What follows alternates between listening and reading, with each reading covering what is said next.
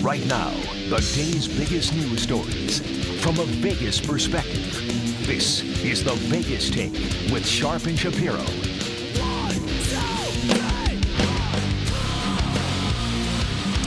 All right, welcome back. It is the Vegas Take, Sharp and Shapiro, hour number 2. So glad you could join us. As I mentioned earlier with one of our callers, I watch Fox News, I watch CNN, and then I form my own opinions. One of those shows that I do watch on Fox News on the weekends is a good show. I enjoy it. It's Justice with Judge Jeanine on Fox News. And Judge Jeanine has a new book out. In fact, it just came out on Tuesday. It's called Don't Lie to Me and Stop Trying to Steal Our Freedom. And Judge Jeanine joins us right now on the line. Judge, thank you so much for being here. How are you? Well, it's great to be with you. And, when they said good morning, I couldn't help but think that, we're well into the afternoon here. That's true. So, Andy, you got a lot more hours to your day. That is true. That is true, Judge. Well, let me just start out by saying this. I promise I will treat... I promise... Uh-oh, was that like some dogs barking in the background? What was that? Yeah, my dog. Sorry about that. That's okay. I was just going to say, I promise I'll treat you better than Whoopi Goldberg on The View, okay? I can promise you that, all right? Wow. That's a very low bar. I got to tell you, for some reason, the left thinks they can just throw you out, burn down your house, or burn down your business. They have no compunction about treating you like dirt. That's why I wrote the book, but I'm thrilled to be on with someone like you. Well, thank you, Judge. I do appreciate that. And I'll be honest with you. I'll start off the conversation, but I'm not necessarily a Donald Trump supporter, but I do respect those who want to support the president, like you. And we'll get to that in a little bit. But I want to talk to you a little bit with your legal expertise. You've defended Rittenhouse a lot. And I want to talk to you a little bit about that, if I may, especially with your legal experience. Well, your dogs definitely have an opinion on Rittenhouse. That's for sure. But I wanted to... No, stop it. Okay, sorry. No problem. No problem. So can you talk to me a little bit about why you have supported Rittenhouse and you've defended Rittenhouse?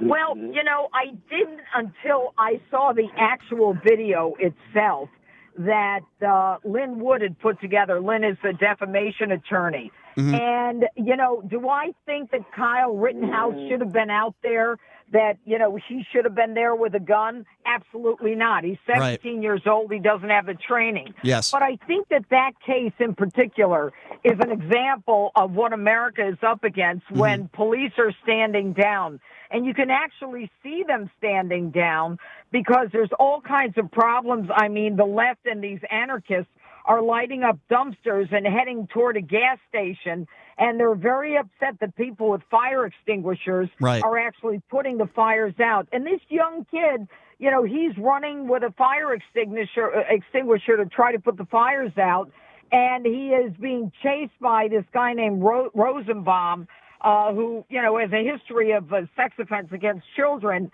and is a sexual predator, who's very upset, and he had just previously had an argument with someone who was dressed very much like Rittenhouse. I'm not going to waste a lot of time, but what I'll tell you is this, that it appears that for a prosecutor, and I was a judge, a DA, and a prosecutor for 32 years. So to make a decision in the case of this enormity with that many witnesses in less than 48 hours, you didn't even look at the facts, at the evidence, and the possibility of self-defense. And the prosecutor's job is every bit as much to exonerate the innocent as it is to convict the guilty. Understood. And that's where I was going. Understood. I agree with just about everything you said, but I think what you said at the beginning is most important. What I do, Judge, is I get frustrated with people that don't have a problem with him being there. I know as a responsible mother, you would not have dropped off your son there if you had a 17-year-old son with a gun. Not in a million years. Right. Not in a million years. Of course, because you know what? He wouldn't dare walk out of my house that night. And you know what? Because you're a smart and logical person. But I don't understand that mother, why she did that. And now look at the trouble her son got himself into. And it's a very difficult situation. Let's talk now a little bit about Breonna Taylor. Obviously, race relations in this country, we have a lot of divide. I have a big issue with this case, Judge. I took the cop's side first off, but now we have no evidence as far as an officer being shot. Not one report. in that report said that an officer was shot. There's no record of any medical attention to a police officer. The Attorney General is not releasing evidence as far as ballistics when it comes to that gunshot that police claiming that the boyfriend did. I just think that this is such an important case, Judge. We need more evidence to come forward. And it was Judge Napolitano, who's a colleague of yours, and he's been on our show. He said very kind things about you. Judge Napolitano said that all 3 cops should have been charged. So what do you say to that? Well, look, as a judge and as a district attorney, remember, I did the prosecution for 30 years. Right. So, it's easy to kind of sit back and opine as to what should or shouldn't have been done. Number one, grand jury testimony is secret. It is private. And if grand jurors reveal what happens in a grand jury, they are prosecuted. So let's not just change the law unless we're ready to change the law. That's number one. Sure. Number two, the police are alleging, and it's my understanding, that the boyfriend shot at the police, and so the police started shooting back. Breonna Taylor, that it is horrific what happened to her, but the setup in terms of a warrant to go in, even a no-knock, which is a notch up, and when I signed no-knocks, I had to make sure that you're going to violate someone's Fourth Amendment rights. You better be darn sure that the evidence is solid there. And right. Apparently it was. So when I had 50 investigators, cops who worked for me, and when they had these no-knocks, when we went in on narcotics cases, these guys they know they're in danger just as much as the individual on the other side. Mm-hmm. Now, until I hear that there was no police officer injured, then I'm going to assume that they're telling us the truth. I don't know. But what I do know is you're not entitled to the grand jury. And that if you are shooting in self-defense, then the grand jury decides whether it's legitimate or not. Of course. And it's horrible what happened to Breonna. Yeah. It is. It's right. horrible. Right. I think any reasonable person would say that. I guess. Yeah. And I agree with most of what you just said. If this man did in fact shoot first and it struck an officer, then that changes everything for me. I think the problem that a lot of minorities out there have is that why should we just take the word of the police? I think in this specific case, Judge, the Attorney General should be more forthcoming with information. But let's even go a step further. Remember, this warrant was issued. They were trying to find Breonna Taylor's ex-boyfriend, who was already in custody. So my question to you as a judge, how do they make that mistake? That seems to me to be a pretty big mistake. It happens all the time. Does it really? Happens all the time. Plus, you don't know what may have happened in the interim. You know what last-minute information they had. Look, when I had a narcotics task force, I brought in the feds, the state police, in addition to my investigators. You can get information that's very valuable information that the stuff is moving tonight. You don't know what was in there. Mm-hmm. But as long as there was a warrant and a no-knock warrant, that is an incredible burden that they've gotten past. Sure. But the results are horrific, I agree.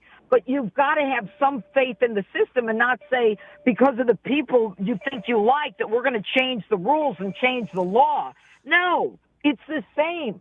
But if you want to change the law, go to Congress, go to your state legislature, change the law. You can do it. Can you understand, though, Judge? Destroying property. Do you understand? I understand that, and I don't think any reasonable person believes that these protests should be violent, and we should call out those that are violent. I agree with you 100%. But, Judge, do you understand from the standpoint of many minorities that are out there, they believe that, it's an unfair system. They believe that they're treated differently as a whole when it comes to our justice system and police brutality than somebody who is white. And do you believe that the attorney, I guess this is my question, do you believe that the Attorney General in this specific case should maybe be a little bit more forthcoming? I know he doesn't have to by law, and maybe show us the information that he showed the grand jury. Show us the evidence. Show us the ballistics. Don't you think that America needs to see that? The problem is, just as I said, grand jury testimony is private. It is secret. You need an order of the court to do that. Right. It's not up to Cameron to do that. Right. That's not his call. Right. And that's the difference. Okay, fair enough. If you're just joining us, we're speaking with Judge Jeanine. Of course, you know her from Justice with Judge Jeanine on Fox News. She's got a new book that just came out on Tuesday. It's called Don't Lie to Me and Stop Trying to Steal Our Freedom. We'll talk about that in a few minutes. But, Judge, let's talk about one of my favorite subjects. We talk about him every day. That is your friend, the President of the United States, Donald Trump. So tell me where I'm wrong here, Judge, okay? I'm not a big Donald Trump supporter, okay? And the reason why I'm not, 95% of the reason why I'm not a Trump supporter is because I think he's just a bad human being. The cheating, the lying. I mean, just last week he tweeted out a video of a black man pushing a white woman into a subway, an incident that happened 2 years ago. That kind of stuff divides the country. You have 4-star generals. You have members of his own family, people that have worked for him for years that are saying he's unfit for office. The comments he's made about POWs and John McCain, I don't respect him because he was captured. He wasn't a hero. He attacks women. Women on looks. He attacked Nancy Pelosi's dentures. I just think he's a bad dude. He's a bad guy, and that's why I can't support him. So where am I wrong? You don't know him. I know him. I've known him for 35 years. He's one of the most decent people I've ever known. I've known him before he ran for president. My then husband represented him. He is one of the hardest working people you'll ever know. I've walked down the street with him before he even talked about running for president. I don't care who it was. He could talk to them, a cop, a construction worker. You go to dinner, that man went into the kitchen and took care of everybody. And you know what? I don't believe half the stuff that the press is saying about him because I know the man. I know his family. I know what they're made of. Mm-hmm. And you don't know half of the stuff that Donald Trump has done for people. He's a New Yorker. For some people, he may rub them the wrong way. That's their issue. But you can talk about an African-American president who never had the capability of making the jobs available to African-Americans, Hispanics, the lowest unemployment ever, permanent monies for the historically black universities and colleges, as well as the ability to be able to have the opportunity zones. It's totally different, and I just disagree with you. I know the man. You don't. Oh, no, you're right. You're right, Judge. You're right. I don't know him personally like you do, and that's why I'm asking you. But, you're saying he's hardworking. I'm going to believe you. I believe he is hardworking. You're talking about some policies that have worked for the country. I'm not going to doubt you on that. All I'm saying is from an outsider and somebody that does not know him like you know the president, let me ask you this then. Why did he say those things about John McCain? Why does he attack women on looks? Because I'm not making any of this stuff up. I have his quotes. Why does he do and say things like that? Why does he tweet stuff out of one of his supporters yelling out white power? Why does he show up? Oh, you know what? Look, Donald Trump is a counterpuncher. Everybody says it. If somebody comes after him, he's going after them. The guy's from New York. I mean, why do people in protest want to burn down buildings? Why do they want to burn down businesses already suffering from a pandemic? I'm not running away from your question, believe me. But Donald Trump is a guy who's not going to take it and go into a corner. He's a guy who's going to go into the lion's den. He's going to come out with a pelt over his shoulder and his tie straight. Totally. I totally don't have a... Listen, Judge, I'm from Connecticut. I have a lot of friends in New York. While I understand what you're saying, I think there's a fine line between defending yourself and punching back and then going after POWs for their service to this country. Or how about members? But you know what? Yes. He has been better to the military than any president ever. He just got $700 billion for the military and gave up a lot of stuff in order to get it. He is the one. Well, look, it was the Obama administration where people were dying, waiting in line to get to see a doctor, and they were throwing away their records. They wouldn't dare do that under President Trump. Hey, I understand where you're coming from. I'm just saying this is why I can't support the man. I don't know him personally like you do. For example, the squad, members of the squad, when he tells 3 of those 4 members who were born here in this country to go back to where they came from, I think anybody would be offended by that. And I have no doubt with what you're saying. You know him and I don't. What? I'm offended by people who come here because of the largesse of this nation, because we decide to take people in and then start trashing this country. If you want to work toward making it better, I have no problem. I've worked to change laws to make it better for everyone. But don't make us feel like we live in this horrific place. America is the greatest country on earth. Do we have our problems, our pimples, and our scars? Right. Absolutely. Fair enough. But this is the greatest country on earth, and people die to come here. Well, I agree. I feel very fortunate to live in this country, and I'm sure you do as well. I want to ask you quickly, we have a few more minutes left here, about the peaceful transfer of power. You have the FBI Director Christopher Wray, who just said, as a whole, there just isn't evidence of major voter fraud, a national voter fraud across this country, and then the president is pretty much saying something different. So I want to get your thoughts on that. What are your thoughts on what the president is saying and what the FBI director just said? I don't know what Christopher Wray said, but you know what? Christopher Wray is the guy who perpetuated the lie about the Steele dossier in front of the Senate Intelligence Committee, saying that allowing his agents to go in and say it was verified when he knew darn well it wasn't verified a year after the president was in office. So don't even talk to me about Christopher Wray. As far as I'm concerned, Christopher Wray's got a lot of explaining to do, but that's not the subject of what you and I are talking about. Mm-hmm. As it relates to voter fraud, let me tell you something. As a DA, I prosecuted all kinds of voter fraud when it came to absentee ballots. Everybody was in the business of harvesting ballots. And then there's another piece to this. The other day, they just found voter fraud ballots in the garbage can for Donald Trump, legitimate ballots that they actually found the owners of. Right. Let's not try to make this like everything is perfect, okay? Oh, no, I'm not saying that. I'm not saying that. By no mistake, make no mistake about it, Joe. I'm not saying anything is perfect in this country. Are there examples of voter fraud? Absolutely. But I think he would agree with the president is saying and what members of his administration are saying. Are not saying, well, there are some issues there. Basically, what he's saying is if he doesn't win, there will not be a peaceful transfer of power. I think that's an issue. No. He says they said he was going to wait to see what's happening. We don't even know if he's going to win on election night. Mm-hmm. You and I both know the lawyers are going to fight this until the cows come home. Mm-hmm. So, don't ask him to move out on November 3rd if we don't know what's going on. Well, because that's not how it's going to work. I hope that doesn't happen, Judge. I really do. I remember. Oh, it's going to. We've got Obama-appointed judges who were saying they don't even have to count the ballots until 10 days after the election. Mm-hmm. Are you kidding me? They're already stoking it. Well, all I'm saying is I hope that we don't see large amounts if there will be voter fraud in this country. I hope that doesn't happen. And I think that the democracy that we live in, and this has been going on since the 1800s, and I think Al Gore is a perfect example. I think there are some people that will show class, and unless there are large amounts of proof that there was voter fraud in this country, if Donald Trump loses, and I don't know if he will, but if he does lose, all I can hope for is that there is a peaceful transfer of power. I hope you would agree. Of course there will be.